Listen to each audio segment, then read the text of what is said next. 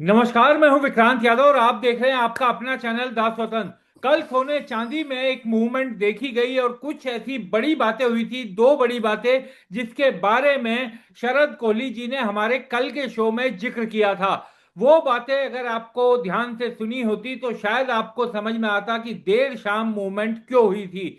आज हमारे साथ बातचीत करने के लिए शरद कोहली जी फिर से जुड़ चुके हैं। शरद सर, बहुत बहुत स्वागत है और मुबारकबाद भी सर। जो बात आपने कल कही थी कि मूवमेंट हो सकती है, इन दो खबरों पर नजर रखी जाए, वो मूवमेंट भी देखी गई। और एक और बड़ी खबर पर सर आज चर्चा करना चाहूंगा। जो चाइना में पेपर गोल्ड की ट्रेडिंग पर रोक लगाई गई है, इसके पीछे चाइना क्या दिमाग लगा रहा है वो भी समझेंगे। लेकिन पहले सर, कल जो मूवमेंट देखी गई, क्या बड़ी खबरें थी जिसके कारण ये मूवमेंट हुई? और क्या अब गोल्ड और सिल्वर का रास्ता खुल गया है या अभी थोड़ा सावधान और सचेत रहना होगा?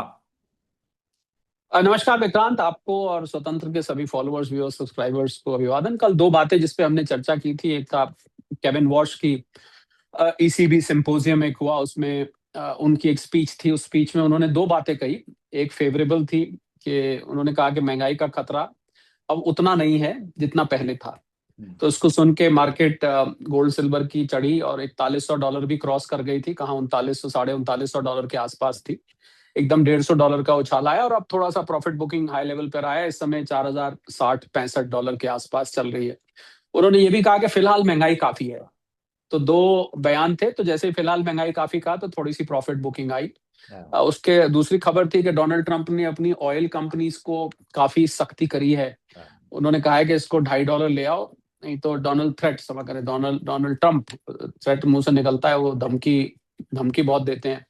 तो अब देखिए वो धमकी को जब जब साकार करेंगे और वहां पर गैस की प्राइसेस, गैसोलीन बोलते हैं, वो प्राइसेस नीचे आएंगी तो और आपको यहाँ से अब आपका जो मेन सवाल है कि क्या ये रास्ता खुल गया है। अभी मुझे लगता है थोड़ा सा जल्दी होगा हाँ। ये मानना कि ऊपर की राह खुल गई है। हालांकि 4000 ऊपर, $4000 का बहुत बड़ा टेक्निकल चार्ट्स में भी एक बहुत बड़ा सपोर्ट बन रहा है, जिसको बार बार सोना उसको तोड़ता है। 3900, साढ़े साढ़े $3900 तक जाता है, फिर उसके बाद बाइंग आ जाती है, फिर $4000 फिर ऊपर जाता है, फिर $4000। तो $4000 पे काफी तगड़ा एक सपोर्ट लेवल बना हुआ है। तो उसके ऊपर अभी बहुत इमीडिएटली तो मुझे नहीं लगता, पर जैसे जैसे समय बीतेगा। अब ये क्योंकि होता क्या है कि सोना जो है वो खबरों पर आधारित है। जी। तो खबरें जिस प्रकार की आती हैं, जैसे उदाहरण के तौर पे अभी अमेरिका में पेरोल्स के आंकड़े आएंगे, नॉन फार्म पेरोल्स बोलते हैं उसको, और आपके आंकड़े आएंगे इसके, ये अनएम्प्लॉयमेंट के आंकड़े आएंगे। तो उसमें क्या होता है, अब अनएम्प्लॉयमेंट है तो भाई लोगों को नौकरी कम मिलेगी, नौकरी कम मिलेगी तो इन्फ्लेशन कम बढ़ेगी, इन्फ्लेशन कम बढ़ेगी तो फेड रेट कम बढ़ाएगा, फेड रेट कम बढ़ाएगा तो सोना चांदी ऊपर जाएंगे। तो ये क्योंकि जो चीज खबरों पे आधारित होती है उसके लिए ये पुख्ता तौर पे कह देना शॉर्ट टर्म में कि अब ये इस दिन ऊपर जाएगा, इस दिन नीचे जाएगा, ये तो बहुत कठिन काम होता है बिल्कुल। और ऐसा नहीं करना चाहिए। हम्म। क्योंकि इससे लोगों की फिर ट्रेडिंग मानसिकता भी बढ़ जाती है, लोग ट्रेड करना शुरू कर देते हैं, जो कि बहुत ही खतरनाक काम है। उसमें 85 से 90% चांस होते हैं आपके पैसा गंवाने के, तो वो नहीं करना चाहिए। बाकी लॉन्ग टर्म व्यू अभी भी अच्छा है, और जैसा मैंने कहा अगले 4 महीने सोने चांदी के लिए बहुत महत्वपूर्ण है। क्योंकि क्योंकि अमेरिका में इलेक्शंस हैं। बहुत से आपको ऐसे निर्णय वहां पर सुनने को मिलेंगे इन दिनों में जो कि आपको साधारणतया वहां नहीं मिलते हैं। और डोनाल्ड ट्रंप तो जाने जाते हैं इस चीज के लिए, आपके लिए सरप्राइज वो कुछ स्टेटमेंट दे देंगे, कुछ ऐसा करेंगे। पर अब लगता है वो कुछ ऐसा करेंगे जो अमेरिकी जनता, ज्यादातर अमेरिकी जनता को पसंद हो। और सबसे ज्यादा लोकप्रिय चीज तो फिलहाल यही है कि आप कम से कम वहां जो महंगाई है हाँ। उसको आप नीचे लेकर आए, क्योंकि लोग महंगाई से त्रस्त हैं और वहां पर लोग परेशान हैं। और महंगाई नीचे आएगी तो सोना चांदी के लिए लाभदायक होगा, क्योंकि फिर फेड रेट नहीं बढ़ा पाएगा।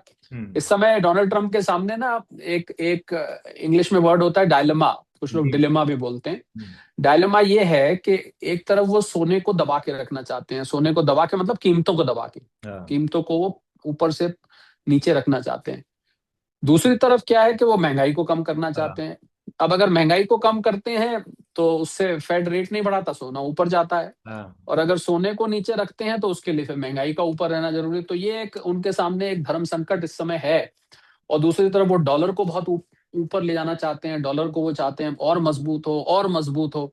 उसके लिए डेरिवेटिव मार्केट में भी मुझे लग रहा है एक लॉबी काम कर रही है, जो फॉरेक्स डेरिवेटिव मार्केट होती है। तो आर्टिफिशियल तरीके वहां लगे हुए हैं सोने को नीचे करने के। देखते हैं आर्टिफिशियल तरीके कब तक टिक पाते हैं।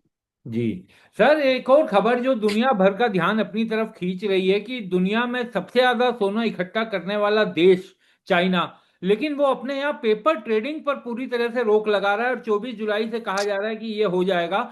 जो बड़े बैंक आईसीबीसी ने शुरुआत की, उसके बाद postal saving bank of China, Ping An bank China, Guangfa bank, इन सब ने पेपर गोल्ड से जुड़े लेन देन बंद कर दिए हैं। तो इसको किस तरीके से समझा जाए सर कि पूरा उन्होंने जो फिजिकल फिजिकल गोल्ड पर कोई रोक नहीं लगाई है, लेकिन पेपर गोल्ड पर एकदम रोक लगा रही है।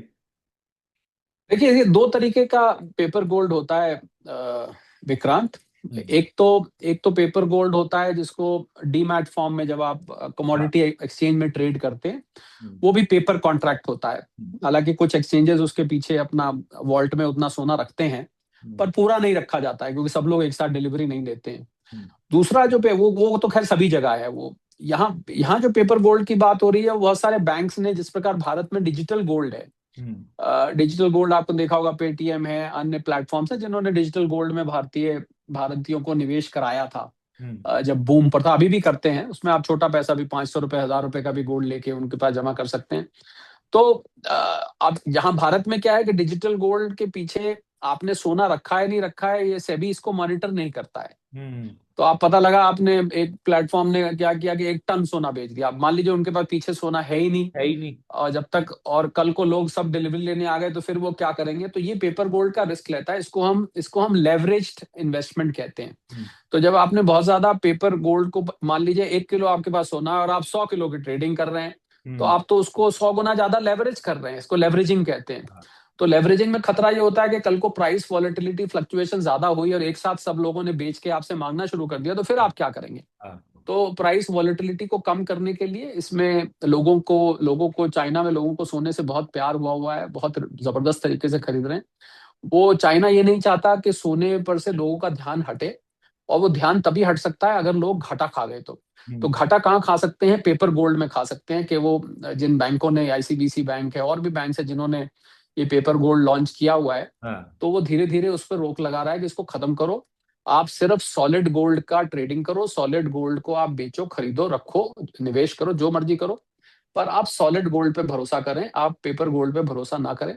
तो इसलिए चाइना लोगों के हित में, क्योंकि कम्युनिस्ट सरकार है, आपको पता है हाँ। कम्युनिस्ट सरकार का तो लक्ष्य यही होता है कि वो लोगों को एक तरह से, सब लोग बराबर उसके लिए होते हैं, मार्केट ड्रिवन इकोनॉमी तो होती नहीं है। तो उनको घाटे की चिंता भी हो जाती है लोगों की, तो इसलिए उन्होंने पेपर गोल्ड पर धीरे धीरे करके लेवरेजिंग रोकना चाहते हैं, रिस्क कम करना चाहते हैं, वॉलेटिलिटी भी कम करना चाहते हैं। वो गोल्ड में वॉलेटिलिटी भी इससे बहुत ज्यादा होती है, क्योंकि उससे कई गुना, मैं ये तो आपको मैंने पहले बताया हुआ है कि जो उदाहरण के तौर पे कमोडिटी मार्केट में ट्रेडिंग होती है हम्म। गोल्ड की, वो फिजिकल गोल्ड से कई गुना ज्यादा होती है। हाँ, तो इसके बिल्कुल। बारे में हम कई बार चर्चा हाँ। कर चुके हैं। यहाँ पर 1 किलो गोल्ड की खरीद बेच होगी, वहां 100 किलो की हो जाएगी, और एक ही दिन में, 2 दिन में सब हो जाएगी। तो वो सब अपना हवा हवाई बातें होती हैं। हालांकि कमोडिटी मार्केट्स पीछे गोल्ड रखती हैं, पर ये इतना नहीं रखती जितनी जिस स्केल पे ट्रेडिंग होती है। तो इसलिए इस रिस्क को कम करने के लिए, वॉलेटिलिटी को कम करने के लिए, लोगों का नुकसान ना हो जाए इसके लिए, और पीछे क्योंकि गोल्ड प्राइसेस में विक्रांत इतनी ज्यादा वॉलेटिलिटी है आजकल, कभी ऊपर कभी नीचे, कभी कभी 5600, कभी 5000, फिर 4000, फिर 4100, तो इतनी ज्यादा वॉलेटिलिटी होती है। तो ऐसे में फिर पेपर गोल्ड और ज्यादा खतरनाक हो जाता है। हम्म। सर, तो ये भी कहा जाता है कि कई बार जो हम लोगों को जो सुनने में मिलता है कि जो गोल्ड के दाम में उतार चढ़ाव करवाया जाता है, जो बड़े प्लेयर्स लगते हैं इसमें, वो भी जो गोल्ड है उसी के जरिए डिजिटल में ही हो सकता है, फिजिकल गोल्ड के जरिए वो नहीं हो सकता। तो क्या उसको भी रोकने का इसके पीछे कोई कारण हो सकता है कि उसको भी थोड़ा कंट्रोल किया जा सके?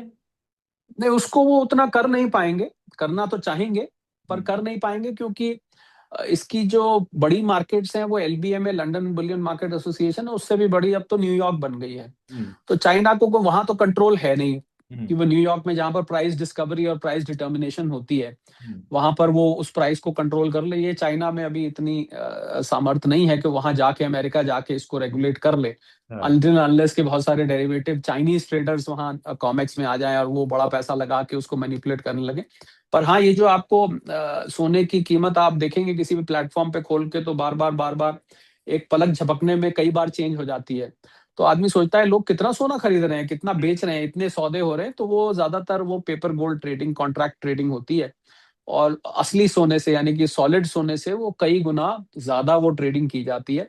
हम्म। इसीलिए आपको प्राइस इतनी जल्दी जल्दी जल्दी जल्दी जल्दी जल्दी बदलते हुए दिखाई देते हैं, कभी ऊपर कभी नीचे, क्योंकि वो पेपर ट्रेडिंग लगातार, जैसे जैसे शेयर मार्केट में होता है, जैसे हाँ। जिन जिन शेयर्स में ट्रेडिंग वॉल्यूम हाई होती है हम्म। उनके आप प्राइस देखें तो आपको, मैं शायद कम लोग इस बात को जानते होंगे कि जो एल्गो ट्रेडिंग होती है, तो एल्गो ट्रेडिंग में क्या होता है कि जब अब जो लोग ट्रेडिंग फ्यूचर्स एंड ऑप्शंस में करते हैं उनकी जानकारी के लिए मैं बताऊं, और यही गोल्ड सिल्वर में भी अप्लाई करता है, हम्म। कि आपको जो कीमत दिख रही होती है हम्म। स्क्रीन पर, तो आप जितनी देर में पलक झपकाते हैं, हाँ। पलक झपकने में तो हाँ। निमेश कहते हैं उसको, पलक हाँ। झपकने में कितना समय लगता है, मेरे ख्याल बिल्कुल। Split second. हाँ। आपको हैरानी होगी कि एल्गो ट्रेडिंग में आपके पलक झपकने के बीच में 100 ट्रेड्स और हो जाते हैं जिसको हमारी नजर पकड़ नहीं पाती है। हम्म। इन ट्रेड्स को एल्गो ट्रेडिंग पकड़ लेता है, हम्म। इसीलिए एल्गो ट्रेडिंग में सॉफ्टवेयर डाले जाते हैं, वो उन कीमतों को भी पकड़ लेता है जो कीमत आपको आंखों से नहीं दिख रही। तो जो कीमत आपको गोल्ड के स्क्रीन पर आंखों से नहीं दिख रही है, वो कीमत आप उसके पीछे और बहुत प्राइसेस बीच में, मान लीजिए इस समय, जैसे मैं आपको उदाहरण बताता हूँ, इस समय जब हम बात कर रहे हैं, मैं आपको उदाहरण से इसको बता जी। देता हूँ। मैं अभी स्क्रीन खोल के आपको हाथ के हाथ इसका, मैं समझता हूँ लोगों को समझ आएगा कि लाइव एग्जाम्पल। इस समय जो कीमत है वो $4074.54 है। जी। अब जितनी देर में मैंने बोला वो 4074.32 हो गई, इतनी देर में मैंने बोला हाँ। 4074.22 हो गई, फिर मैंने बोला वो 4074.27 हो गई, फिर 32 हो गई, 29 हो गई। देखिए और मैं जितनी जल्दी ये बदल रही है ना उतनी जल्दी मैं बोल नहीं पाऊंगा। हाँ। ये तो अभी आपको दिख रही है, पर इन दो प्राइसेस के बीच में और हो सकता है पंद्रह हाँ। बीस प्राइसेस हो, हाँ। जो कि हमारी आंखें और हमारा स्क्रीन उसको कैच नहीं कर पा रहा है। तो हाँ। ये इतनी भारी मात्रा में जो प्राइस की फ्लक्चुएशन होती है, ये कितनी ज्यादा सोने का आदान प्रदान नहीं है कि मैंने आपको हाँ। एक एक ईंट दी, एक कॉइन दिया, फिर आपने मुझे वापस दिया, फिर कहीं पर कोई ब्रिक बिची, ऐसा नहीं है। ये पेपर ट्रेड्स की वजह से ही होगा। किसी दिन इस पे बात करेंगे कि कितना गुना असली गोल्ड की ट्रेडिंग दुनिया के किस हिस्से में करी जाती है। इस पे अलग से चर्चा करेंगे, लोगों को समझ आएगा कि गोल्ड में कितने बड़े लेवल पर सट्टेबाजी होती है। और ये मैं जिक्र इसलिए कर रहा हूँ क्योंकि आजकल जो गोल्ड की कीमत है सट्टेबाजी का शिकार है हाँ। पूरी तरह से। हम्म। किसी सेंट्रल बैंक ने नहीं बेचा है। ये जो $5600 से करेक्ट होके नीचे आया, तो किसी सेंट्रल बैंक ने तो बेचा नहीं है। तो आखिर ये आप सोचिए कि सेंट्रल बैंक कितने बड़े प्लेयर्स हैं, हाँ। उन्होंने टनों के हिसाब से ले रखा है। उनके उनके बिना बेचे अगर इतनी भारी करेक्शन, आज $1600 $1500 की करेक्शन आ चुकी है, 40,000 रुपए की भारतीय रुपयों में प्रति 10 ग्राम करेक्शन आ चुकी है, तो आखिर इतनी भारी मात्रा में किसने बेचा है? ये केवल सट्टेबाजी का नतीजा है। बिल्कुल। तो सर एक और चीज इसमें, चाइना अपने नागरिकों को गोल्ड जो फिजिकल गोल्ड है वो तो खरीदने के लिए उत्साहित करता है, यानी वो कहता है कि गोल्ड ज्यादा खरीदना चाहिए, और इससे बाहर निकाल रहा है। तो इसके पीछे का जो बड़ा संदेश है वो क्या समझना चाहिए हमारे दर्शकों को? वो तो जैसे मैंने आपको बताया, वो नहीं चाहता कि लोगों को नुकसान हो जाए। हम्म। वो सोने की परचेज को एनकरेज करना चाहता है। वो चाहता है लोग अपने पास सोना रखें। चाइना को पता है कि आगे क्या होने वाला है। चाइना को पता है हम्म। वही देश समृद्ध माना जाएगा विक्रांत, जिस देश के पास सोना ज्यादा होगा और जिस देशवासियों के पास सोना ज्यादा होगा। आगे ये तो देश की बात कर रहा हूँ, आने वाले समय में अगर कल को मान लीजिए विश्व युद्ध छिड़ जाता है, हम्म। जो जैसा कि बहुत सारे पंडित, ज्योतिषीगण, जियो पॉलिटिकल एक्सपर्ट्स भी इस बात को बोलते हैं कि विश्व युद्ध 2000, ऐसा ऐसा कहा जाता है कि 2027 और 2032 के बीच में बहुत बड़ा विनाशक युद्ध एक छिड़ेगा। हम्म। उस समय विक्रांत, जिस व्यक्ति के पास जितना सोना होगा हम्म। वो व्यक्ति बादशाह होगा, क्योंकि करेंसी तो फेल हो जाएंगी। अब हाँ। करेंसी का आप क्या करें, करेंसी कहाँ चलाएंगे आप? करेंसी तो लेंगे नहीं, पेपर वैल्यू करेंसी की खत्म हो जाएगी। हम्म। गोल्ड की ही वैल्यू रह जाएगी। और वापस बार्टर सिस्टम जैसे पहले हुआ करता था, यानी मैंने 1 किलो गेहूं दिया, आपने मुझे बदले में 1 किलो दाल दे दी, चावल दे दिया, हाँ। ये बार्टर सिस्टम आ जाएगा। या बार्टर सिस्टम नहीं आएगा तो गोल्ड के बदले में लोग जो है आदान प्रदान करेंगे, तो गोल्ड की वैल्यू, ऐसा कहा जाता है, उस समय तो पता नहीं कहाँ की कहाँ पहुंच जाएगी। तो इसलिए चाइना को इस बात का पता है, तो चाइना अपने नागरिकों को भी अनकरेज कर रहा है। खुद भी जो पीबीओसी है, उसका पीपल्स बैंक ऑफ चाइना है, उसको भी कह रहा है कि आप गोल्ड लीजिए। गोल्ड खरीदवाइए, वो खरीद रहा है और लोगों को भी खरीदवा रहा है। और पेपर गोल्ड से वो उनको दूर रखना चाहते हैं कि गोल्ड लेके सॉलिड बनिए। हाँ, गोल्ड, पेपर गोल्ड लेके उसमें सट्टा, पेपर गोल्ड से तो आप खाली सट्टा ही कर सकते हैं ना। पेपर गोल्ड सबके सब अगर पेपर गोल्ड को एनकैश कराने पहुंच गए और जिस जो एजेंसी पेपर गोल्ड बांट रही है उसके हाँ, पास हुआ ही नहीं, फिर क्या होगा? आप हाँ। सोचिए कितनी कितनी खतरनाक सिचुएशन खड़ी हो सकती है, बहुत बड़ा स्कैम खड़ा हो सकता है। चाइना को अपनी रेपुटेशन बहुत प्यारी है, चाइना के यहाँ कुछ भी गड़बड़ होती है तो वो बाहर जाने नहीं देता है, तो वो चाहता ही नहीं कि ऐसी सिचुएशन आए कि यहाँ पर ये नौबत आए। सर दुनिया भर में वैसे हालांकि पेपर गोल्ड में लोग ट्रेड करते ही हैं और बड़े पैमाने पर करते हैं, फिजिकल गोल्ड के मुकाबले तो आपने बताया कि कई गुना ज्यादा होता है। तो दुनिया के बाकी देश भी पर भी चाइना के इस कदम से कोई असर पड़ेगा क्या? वो भी इस मामले में कुछ उससे उसको देखते हुए कोई कदम उठा सकते हैं, या हमारे देश में अगर हम अपने देश के मुतालिक बात करें तो?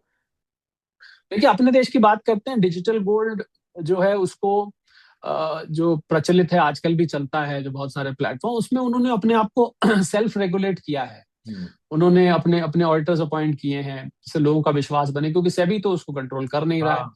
तो उन्होंने खुद को ही रेगुलेट किया है। हम्म। उसके बारे में मेरा जो शरद कोहली ऑफिशियल चैनल है उस पर एक बहुत डिटेल वीडियो भी आने वाला है हाँ। कि किस प्रकार से ये डिजिटल प्लेटफॉर्म्स ने अपने आप को रेगुलेट करने की हम्म। कोशिश कर रहा है कि जिससे लोगों का विश्वास बना रहे। आपके सब्सक्राइबर्स व्यूअर्स से मैं दरख्वास्त करूंगा कि उस चैनल को भी आप सब्सक्राइब करें। बिल्कुल। और शरद कोहली ऑफिशियल उसका नाम है, उसमें ये मैं वीडियो लेकर आऊंगा हम्म। कि किस प्रकार से डिजिटल गोल्ड में आप करें। पर उसमें सेबी का वो खतरा हमेशा है कि हाँ। मान लीजिए उसने 1 टन गोल्ड बेच दिया प्लेटफॉर्म ने और पीछे हाँ। उसके पास मान लीजिए आधा टन है।